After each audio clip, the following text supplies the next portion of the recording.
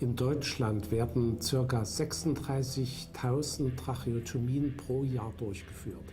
Approximately 36,000 tracheotomies are performed every year in Germany.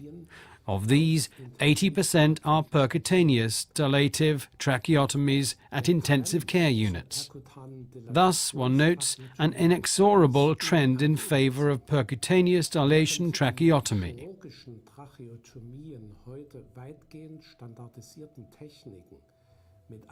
While the large majority of surgical tracheotomies are currently performed by standardized techniques involving the placement of an epithelious stoma, percutaneous dilation tracheotomy by the use of various techniques employing ready-to-use sets is a procedure subject to rapid advancement.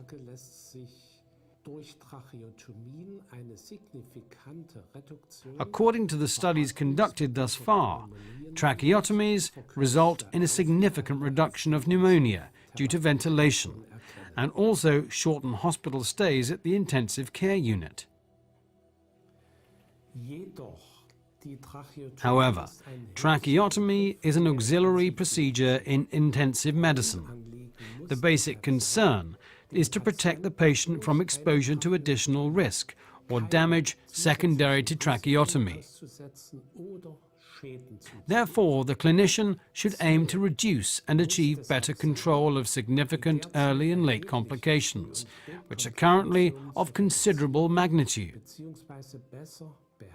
These include severe injury to the posterior wall of the trachea, pneumothorax, and significant hemorrhage with the potential risk of a fatal outcome.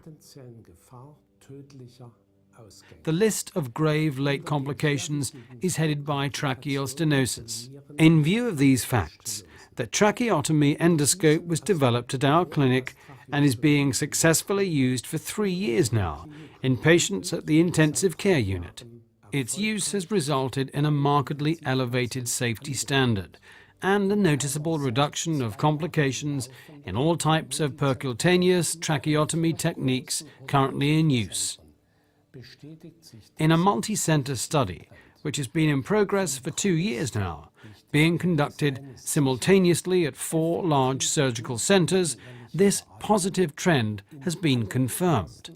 Of greatest importance is safe, effective and continuous ventilation during all phases of percutaneous tracheotomy, particularly in patients with lung disease.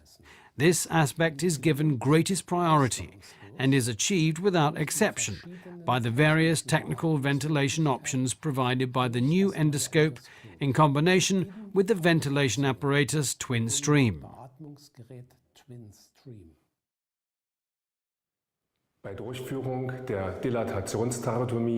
The advantages of SHFJV can be utilized when performing dilation tracheotomy with the Klemm tracheotomy endoscope. The endoscope was developed with connections for SHFJV. Additional channels serve to measure ventilation pressure as well as end-tidal CO2. Pressure measurement at the tip of the endoscope permits continuous registration of ventilation pressure and thus helps to avoid barotrauma. Superponated high-frequency jet ventilation is a ventilation technique by which 2 gas jets of different frequency are employed simultaneously. Thus, inspiration is accompanied by an increase in the overall rate of breath gases. The suction effect, the so-called Venturi effect, in the region of the jets causes additional ambient air to be aspirated. As a result, the effective tidal air is increased. Due to these properties, adequate tidal volumes can be used even in the presence of a fully open system. As SHFJV ventilation through a jet laryngoscope can be easily performed through higher grade stenosis as well, we decided to employ this ventilation technique, which was originally developed for endoscopic interventions for the purpose of percutaneous dilation tracheotomy, using the tracheotomy endoscope.